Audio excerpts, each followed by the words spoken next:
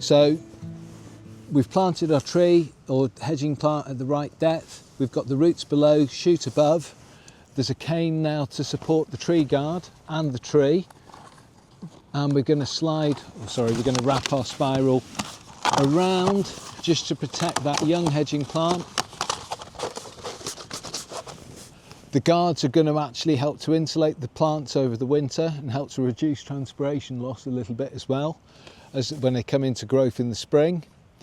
Basically, you don't have to use guards if you've got an area or you don't suffer with any rabbits, hares, deer.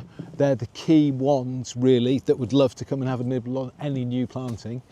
So if you've got an area that's fenced off and pest free, you don't have to use the guards. But if you're planting straight out, if we were planting the other side of the fence here, I've done it just to show you what we'd normally do in an open situation. We can't stop obviously things nibbling the tops, but the growth inside the tube there can't be eaten. So it just gives it protection for 2 years. But it tends to be new plantings that are most vulnerable. But again, if you've got an area that's fenced off, you're quite safe. But the added bonus of using the guards is it does help to protect the tree, particularly when you're planting young trees. It keeps that nice and safe and secure, and the cane actually helps to hold it upright as well. And then the very last thing we need to do is to give them a good soaking in, which is basically just going to help to get rid of any final air pockets that are left in the planting trench. The water will disappear, and we want to make sure that we keep the plants moist. Normally over this time of year, because of the rains particularly we get up here, but not everywhere, these are not going to need so much in the way of water. It's still worth checking. The simplest way of checking water is to push a dry bamboo cane into the ground, lift it out and just assess it for moistness.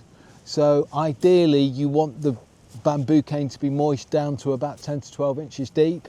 If your plants are in at 10 to 12 inches deep, which is about where we've dug our trench to, you want that soil to stay moist. And if it's moist, don't water it. The key going into the spring when they start to come into growth is again making sure that you're checking regularly for water. And I'd say check at least once a week. If it's warm, hot and dry, possibly check twice a week. When we're watering, we want the water to soak down to the bottom of the trench to underneath, ideally, the level of the roots, so the roots are encouraged to go down for water. So you're far better to give plants a really good soak once or twice a week in the spring and the summer, and allow that water to soak down and encourage the roots to go down, rather than watering every day a little bit and just keeping the top inch wet.